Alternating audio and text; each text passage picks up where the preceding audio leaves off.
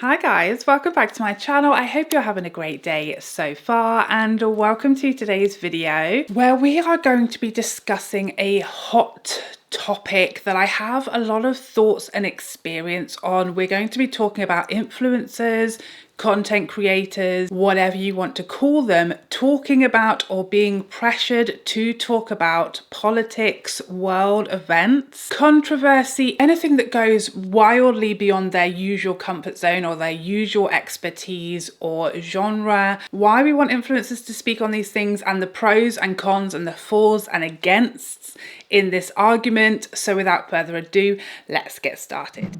So this topic is definitely something that has fascinated and interested me for a while in the content creator space, specifically previously when it comes to beauty creators, beauty YouTubers, beauty influencers. I have seen a lot of examples of this where subscribers or followers or just the general internet are demanding to know something outside of their usual content, or they want them to speak on something, they want them to tell us their stance or whose side that they're on. This has been going on for a long time, but the most recent example of this that is currently blowing up the internet or the social media world is the case of Elise Meers. If you're not familiar with Elise, she is a young woman, has 2 young children. Her youngest is, I think, around 6 months old at this point. I wasn't hugely familiar with Elise until this situation sort of started bubbling up.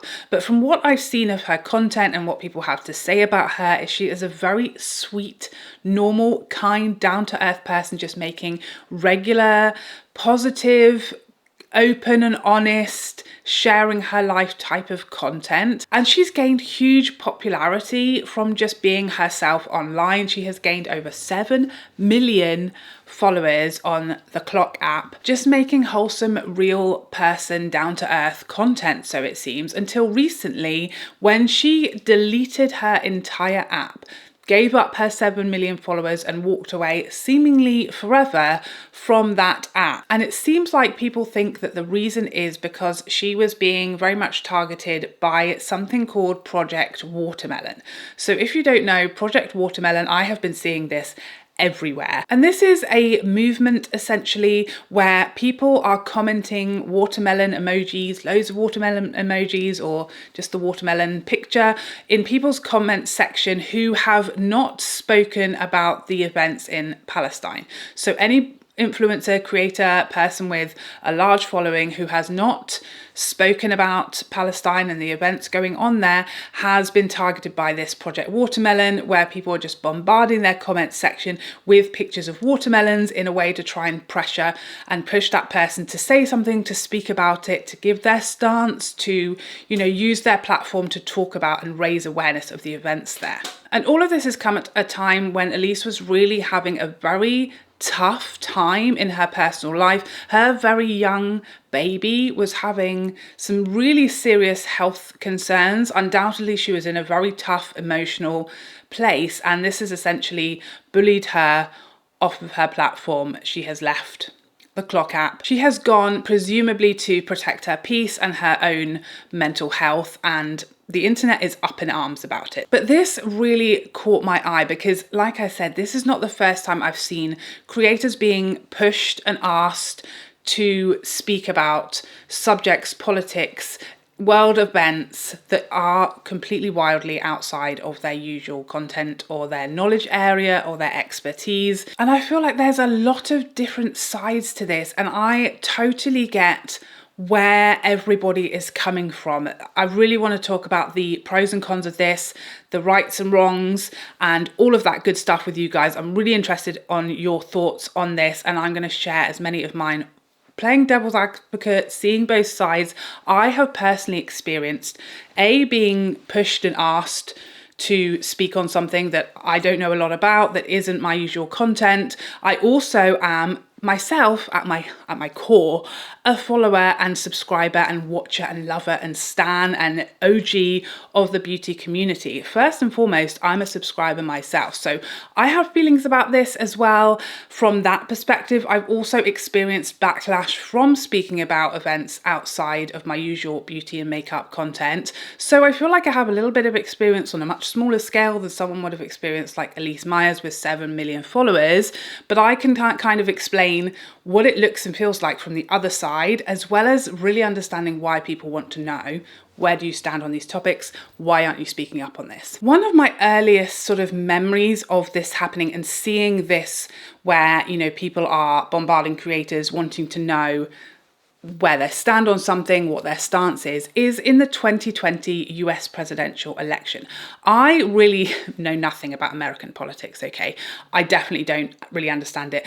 All of the terms and the way that the vote works and the parties is completely different to British politics, how it works, how we vote, all of that stuff. So I'm definitely the last person to like give my opinion on that because it's so different. And I do try to understand it, but it's tough, okay? And I don't pretend to know a lot about other countries' politics. Like I barely know enough about our own, okay? It's wild. It's a lot. But I vividly remember when the whole Trump versus Biden election was going on, seeing so many content creators that I follow being like demanded to say, who are you supporting in this election? You must tell us who are you voting for? Who are you voting for? Are you a Trump supporter? People were very demanding, pressuring creators and influencers to declare what their political stance was, who they were voting for. And that was really shocking to me. It was really strange because, again, I don't know if this is the same in America,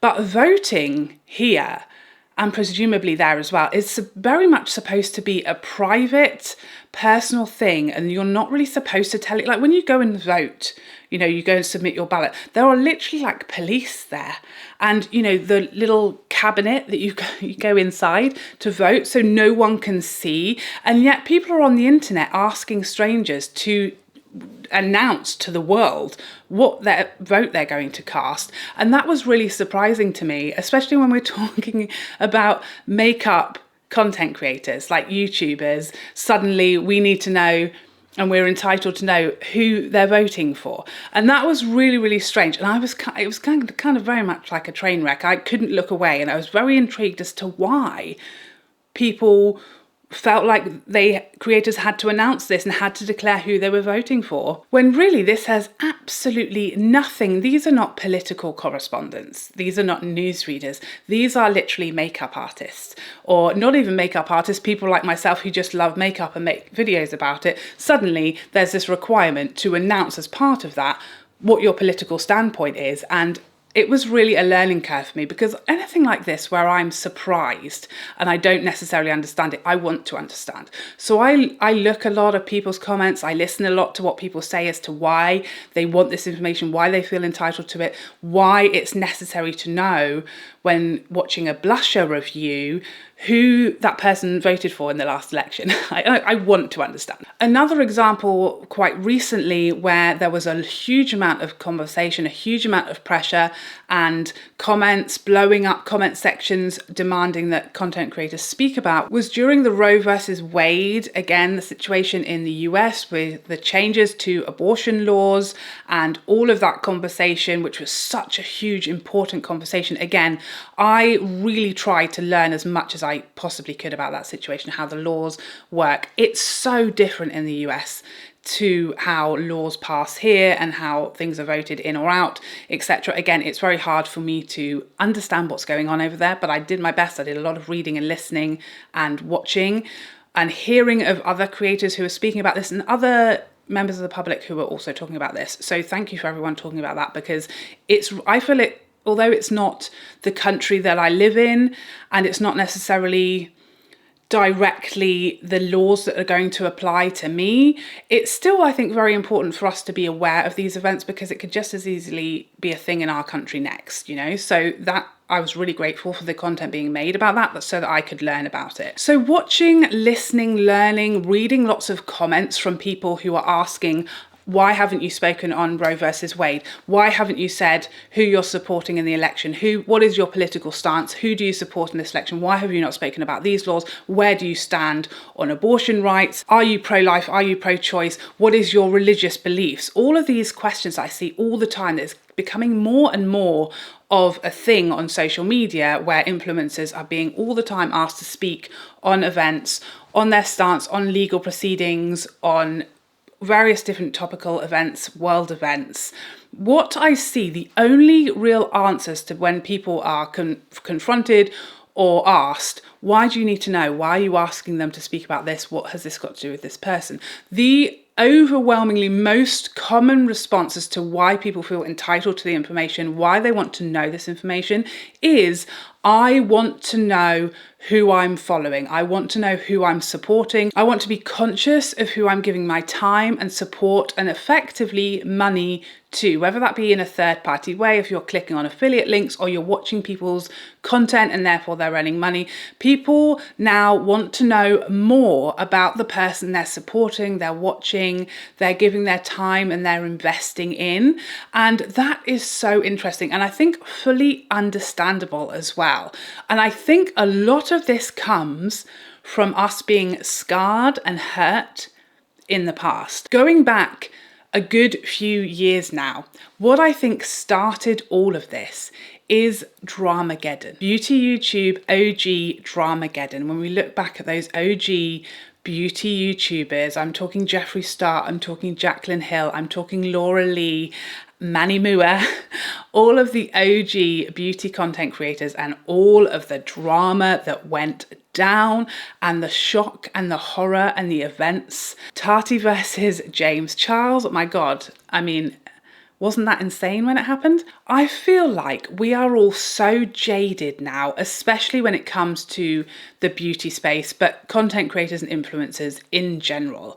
I feel like we are so suspicious because we've been burned before. And now it's like we want to know who we're following before that happens. You know, before it was just like we were just watching reviews, we were just watching, you know, shorts, we were just watching TikToks, we were just watching content, and we were taking what we were given, and that was that. And then all of that drama happened, and a lot of the people that we loved and we thought were just fun, happy, creative, lovely, funny people that entertained us, and it was all very harmless, and then they all started showing us who they were. We got a peek behind the curtain, and we wished the curtains had been closed. We wished, in fact, that there had been blinds, and we hadn't, you know, we hadn't done that. We hadn't nosy neighboured it up. We would like to take back the information that we received. And it was all so disappointing. It was so disappointing, wasn't it? Because I think we're all just nice people at heart, and you assume that everybody else is the same until they show you otherwise, and then it's so disappointing. So we've been burned before, and I think now there's almost this assumption that every influencer, content creator is secretly evil and dark and nasty inside. And in order for us not to be shocked by that, once we've already sort of connected with someone and we feel attached to them and we feel like, you know, we know them and we trust them and we think they're a great, nice, kind person, and then we find something out about them that we really don't like, that does not align with our own morals or our own values or beliefs, and it hurts.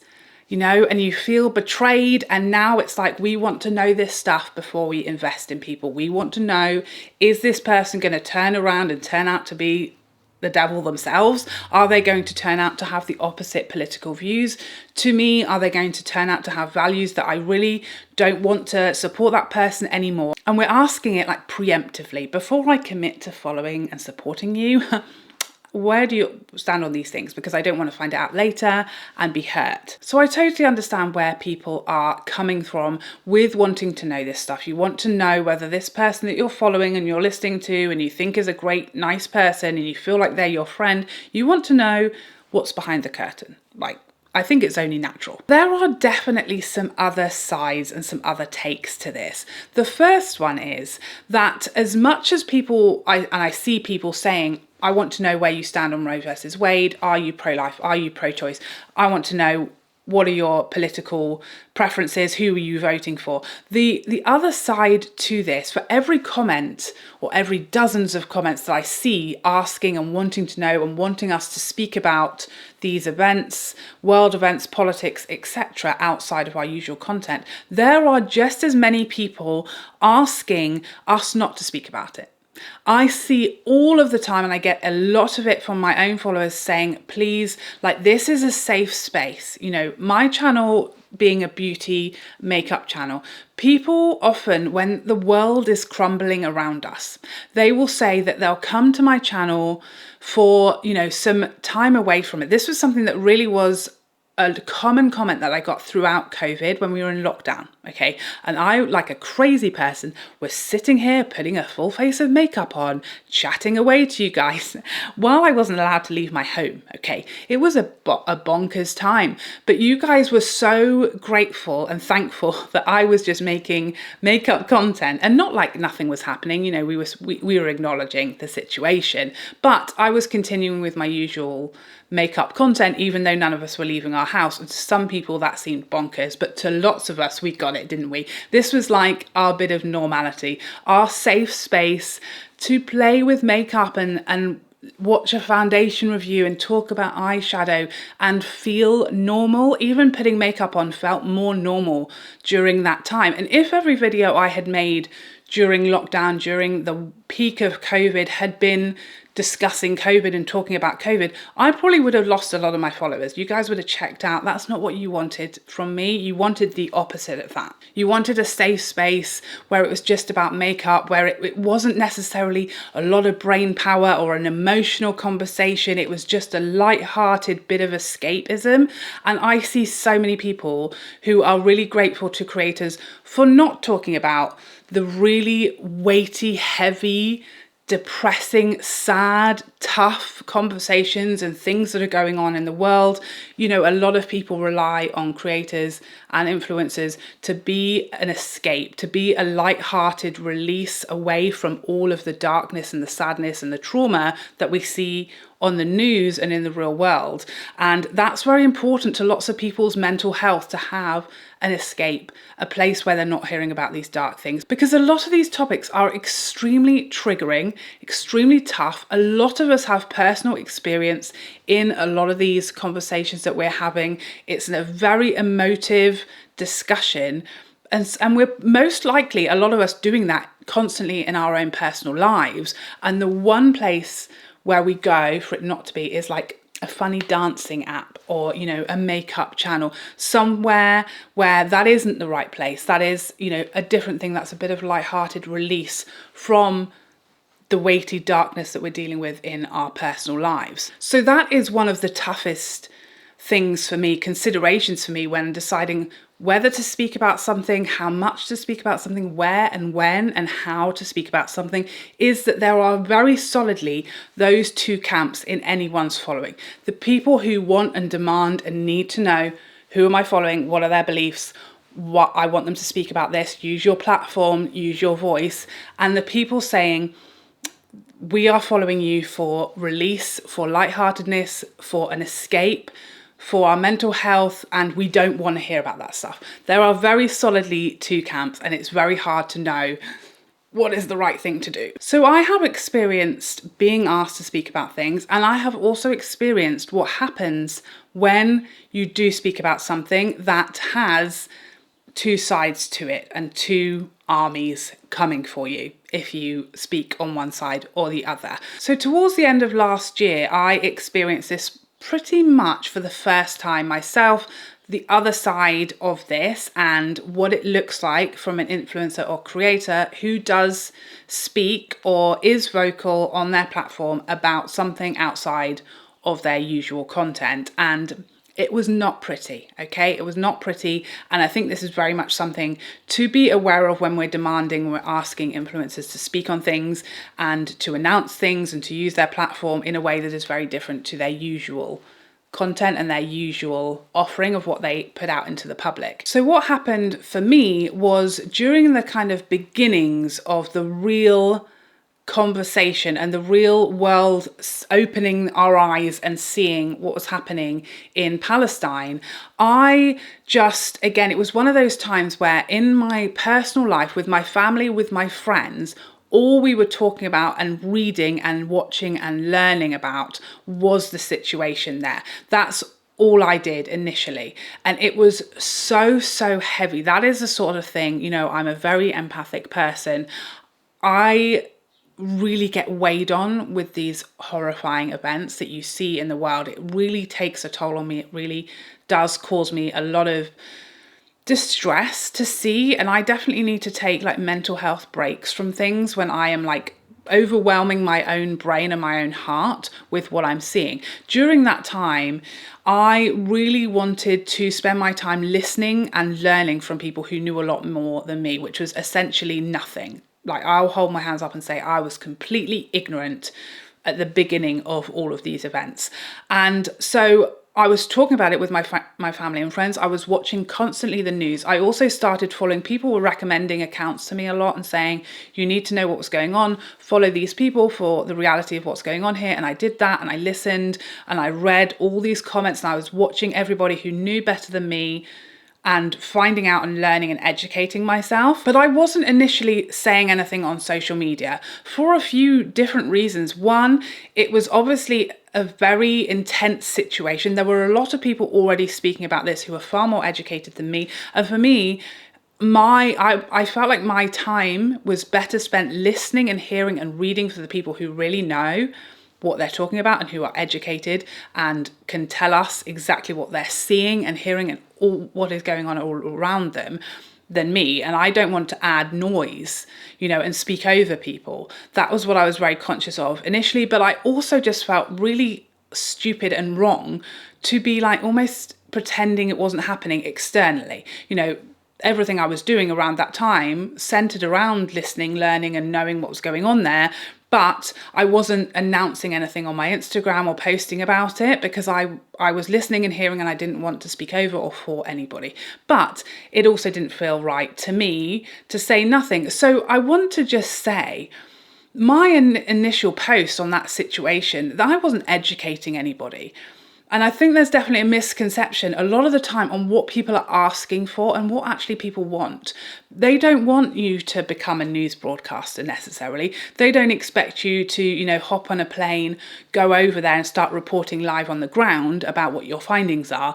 People are really just asking for the bare minimum. And that was the first lesson for me during that time. It's the first thing I said was on my stories. I just said, I want to just say that I see what's happening, I'm learning, I'm reading everything, I am watching what's happening, and I am listening, I'm reading, I'm looking, and I see you and I see what you're saying, and I'm here, and I don't know what else to say other than that, but I just want you to know I'm not blind, I'm not closing my eyes to this, I see it, I'm learning, I'm listening, and I'm educating myself, and that's what I'm doing.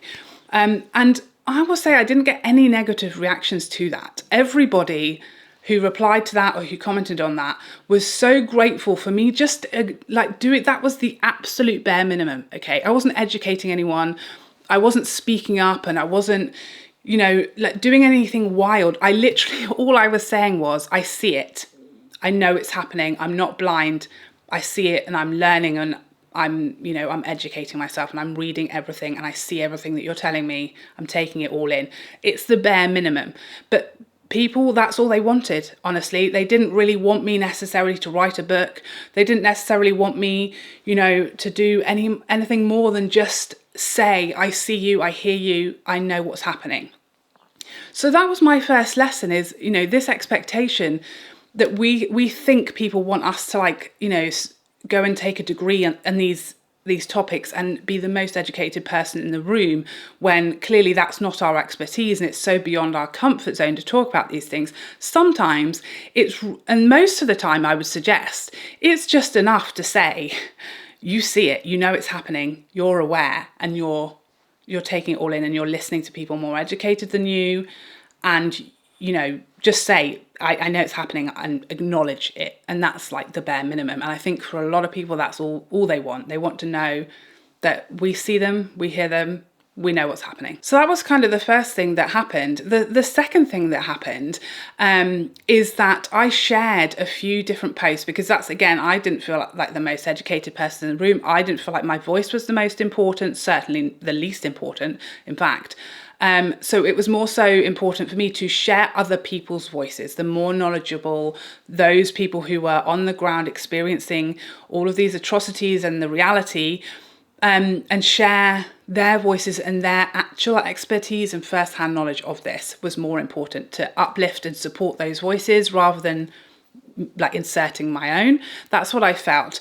So the second thing that I shared was a video that, although it was very much in the middle of the conflict, it was not necessarily about that touched me so much. So the video that I shared was a video of children, babies, children, toddlers, preschoolers, sitting in the road with bits of paper that someone had managed to get hold of, colouring in the middle of a war zone. That was the video I shared that almost made me quit the internet because of the response that I got. So what I wrote, so I think also, I just want to say this, because I think when I say that I literally took time out, I thought about leaving the internet over the response and the reaction that I got. I think people think I did something terrible or said something terrible. And that's certainly how I got treated by a group of people. So I just want to be very transparent. What we're talking about, what I did, my crime, was that I posted a video of children, no grown-ups even in the video, children sitting in the street with buildings crumbled around them under sirens and, you know, impending nightmare at any second, and just colouring in. And the text I wrote on the video was, wow, if this doesn't make you feel grateful today, I don't know what will. It was something like that I wrote. My point of that video, it shocked me so much, but there was something also so beautiful about it as a mother. These children, you know, you take your kids on trips, they go to Disneyland, they have teddies, a bed, a home, they're going to school every day. And then you see these babies, these children in a war zone. At any second, you know, could be gone from this earth. And they were happy, smiling, colouring in. And it literally ripped my heart right out of my body. But it was also very inspiring, and I thought so important to see what's going on here, these children, and also something so beautiful can be learned here. What amazing children, that the literally piece of paper has given them a bit of happiness and a bit of peace, and how normal these children are and how similar to our own children. And it was really, really powerful, that video. I shared that to my stories and experienced, for the first time in 7 years that I've been doing YouTube, horrifying amount of, I don't even know, just the most horrifying, evil responses to this, you know, bombarding of messages. I was called every name under the sun, including the N-word. I was called a racist. I was called absolutely every word under the sun. I was threatened. I was sent numerous voice notes screaming and shouting abuse at me. And just, it was a real shock, because to this day, I could not tell you who on earth could have seen that video of these children colouring in on the ground in the middle of war and thought that there was something, you know, inherently sick or wrong or horrifying, other than the empathy you would feel for these innocent children. I still to this day cannot fathom the people who bullied and harassed and attacked me for a video of innocent children. Regardless of your nationality, your race, we're human beings and those are children. And I still to this day, as much as I've reflected on what happened there and the reaction I received from a small amount of people, I still don't understand it, and I never will understand those people's viewpoint, that the comments I received, still to this day, the most evil things I've ever seen in my life. So I don't mean to have a pity party, sorry about that, but I just wanted to share I have a very small account still. You know, as far as the grand scheme of things, I have 70,000 followers on YouTube. This happened to me on Instagram, where I had about 20,000 followers, okay? I'm super grateful for those 20,000 of you that follow me on Instagram, but it is a drop in the ocean when we're talking about 7 million people that follow Elise Meers or someone like that, millions and millions of people. The sort of weight and the size of the experience that I had versus someone with millions of followers, I can't even comprehend what that looks like. And knowing the comments and the threats that I was receiving, I'm a mother, I have young children, I would do anything on earth to protect them, and I would not do anything that would lead people to say and speak to me and say the things that they were saying and threaten me with the things that they were threatening me with. I would rather quit the internet tomorrow than allow that to happen. And I'm sure Elise feels the same way. So there is a very weighty, heavy consequence. And I know that people will say, it doesn't matter, it's not about you, you know, these things need attention, drawing to them. You have to use your platform, you know, it's not comfortable, it's scary, but you have to do it. Not everybody is equipped to handle that. Not everybody can, not everyone's in a position to.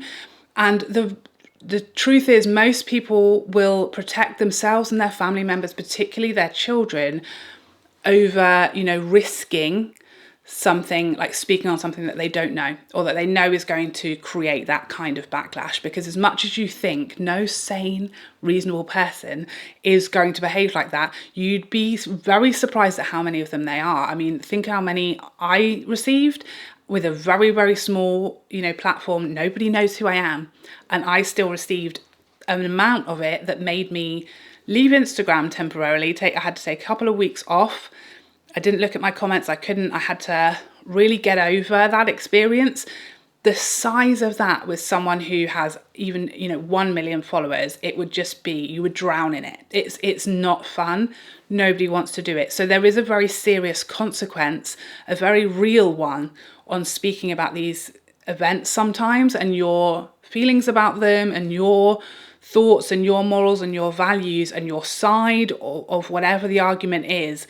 There are very real, scary consequences that most people are terrified of and do not want to deal with. And that's just from a personal feeling. But I will say anybody, any influencer with an agent will be absolutely categorically told they cannot, do not speak about this, because brands will drop you, you will lose all of your work, you'll lose all of your income. And again, that's very much a material thing.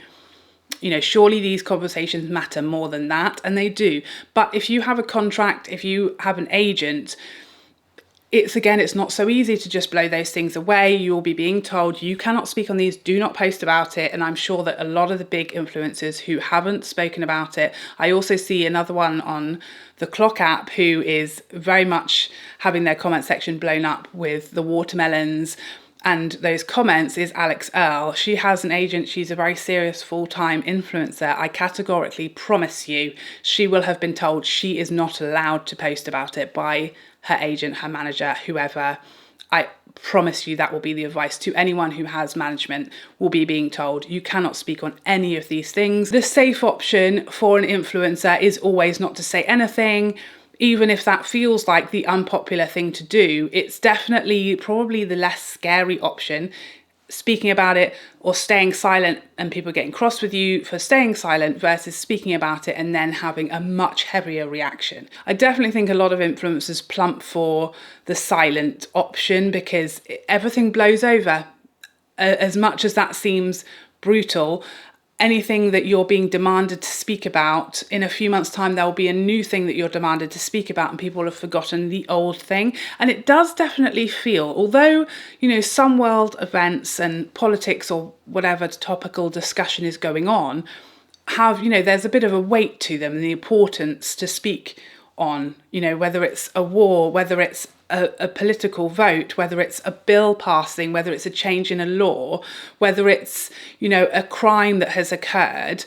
All of these things are constantly happening when you look at the global picture as well. And you're not just expected to speak and know about the events that are going on in your own country. Very, very important to know what's going on worldwide, there's always something, there's always an event, there's always something going on that people want you to speak about. And not everyone will agree on which is the most important to speak about. Some people, Roe versus Wade is the number one thing, you have to speak on this if you speak on nothing else. Other people will want you to speak on a crime that's happened that's particularly disturbing, or a law that's being passed, or a conflict somewhere.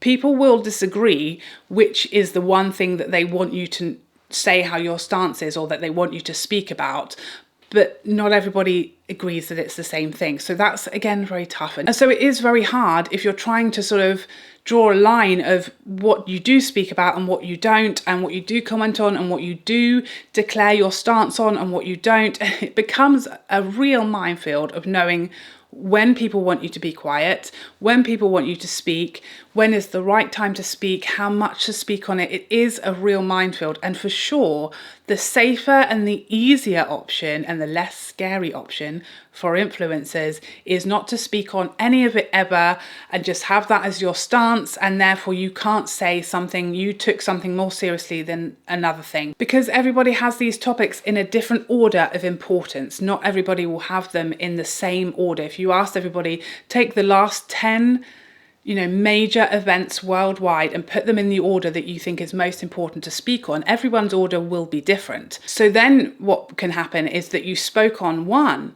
but you didn't speak on the other. And therefore, why do you care about this and you don't care about that? Why do you care about this group of people, but you don't care about this other group of people as much? Because you spoke about that, but you didn't speak about this. And it just is never ending. And it becomes very, very much an overwhelming panic feeling of knowing just where to start and what to do for the best. One of the most interesting things about this for me is, why is it that we only expect this and we only demand this of influencers or content creators? I don't know a single person, I've never heard of anyone going into a garage before they have their MOT there and asking the mechanic, who did you vote for in the last election? Because I need to know the answer to that before I allow you to carry out this work on my car. Before you sit down in the hairdresser's chair, do you ensure that you know whether their political views and morals align with your own, or are you just there to let them cut your hair and you don't care about that? Before you set foot in any shop, do you ask to speak to the manager and what his views are, or the owner of the company? If you go into a restaurant, same thing, do you go and ask the chef? Who are you voting for before I eat your food and before I tip you as a waiter? I want to know, how did you vote? What is your thought on Roe versus Wade? I feel like some people will say yes, that they do that, and I'm struggling to believe you. If you go into every single business that you use or that you support, and you're asking, I don't know how you get anything else done. So it seems to me like this solely applies, this need to know someone's political beliefs or stance on certain world events or occurrences or laws or whatever. We only feel like we need to know, and we're entitled to know this about influencers. It doesn't seem to apply to any other person or business that we support. And that's a really interesting thing to me, because it's, again, that answer of, I want to know who I'm supporting. I want to know, whether I should support you, whether I want to give you my time and my money and my effort and to help you grow and to be a part of your journey and your career. But again, that applies to any business we set foot in, any service that we use, we're choosing to support them, we're giving them our money. But most of the time we're happy to do that without knowing them personally or knowing what their values are, their religion, their political views. It's only influencers that this applies to, as far as I see. And that's really interesting to me. My best guess as to why we want this from influencers as opposed to any other service or business or person that we support, I think it comes down to the parasocial relationship that we have with creators and with influencers. Because we're not just buying a cold service from them. We're not just going in and buying a food item or having our car done or having our hair cut.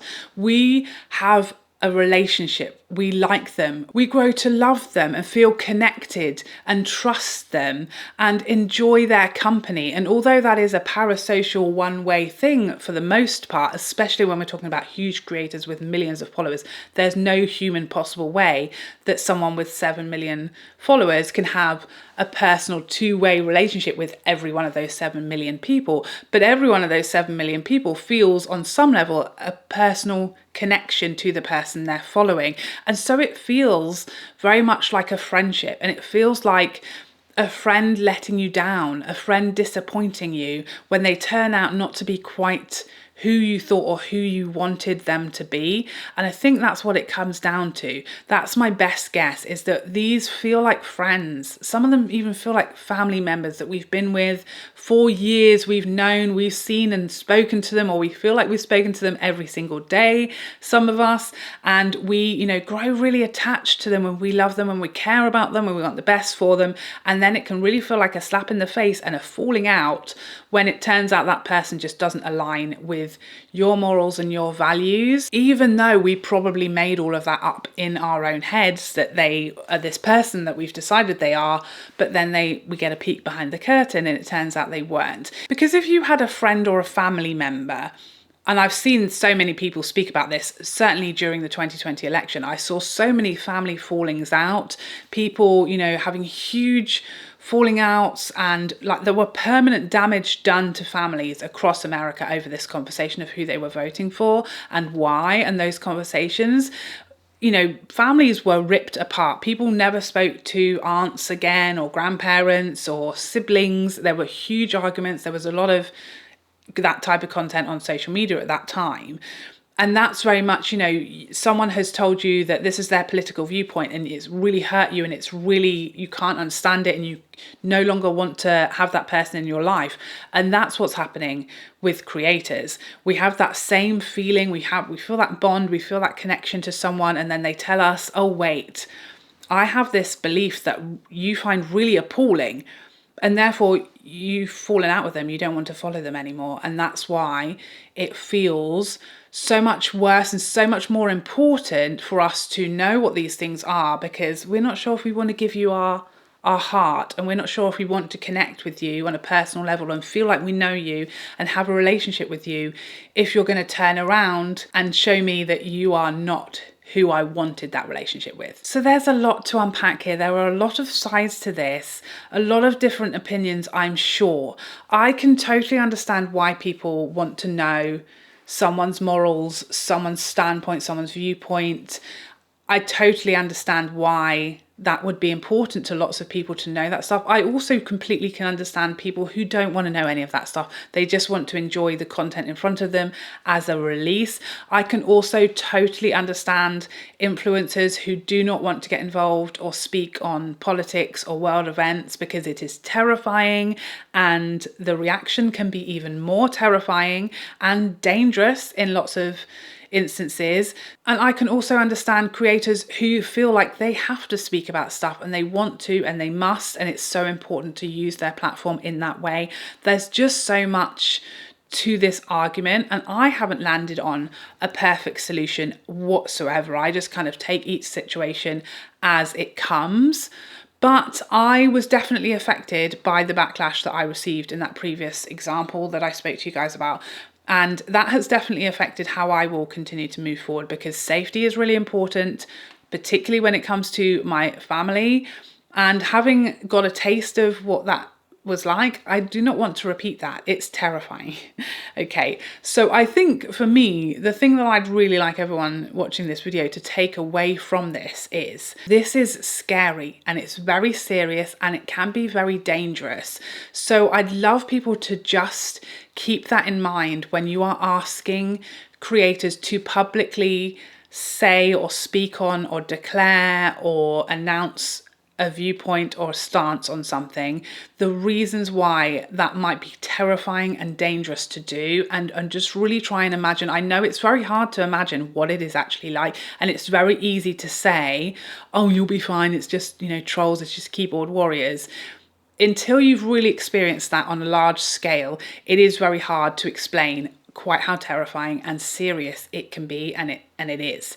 And you have to keep yourself safe online. It's very important. So please just have a bit of understanding of that when you are demanding it, that not all creators are the same. Not everybody is able to cope with that. Not everybody is able to manage that. Not everyone's mental health is robust enough to deal with what comes from speaking on events outside of this. And while I don't think there's anything wrong with asking or inquiring of something, I think this demanding and really intense aggressive bullying of people who have made a different choice to the one we want them to not speak on something, or to not dive into something, or declare something, or answer when people are asking for something.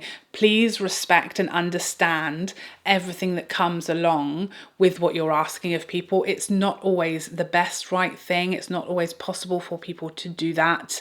It comes with a huge amount of consequences. So yeah, I think if we can all just be kind and understanding of each other and respectful of each other and of each other's choices and ways of managing things, I think that's really, really important.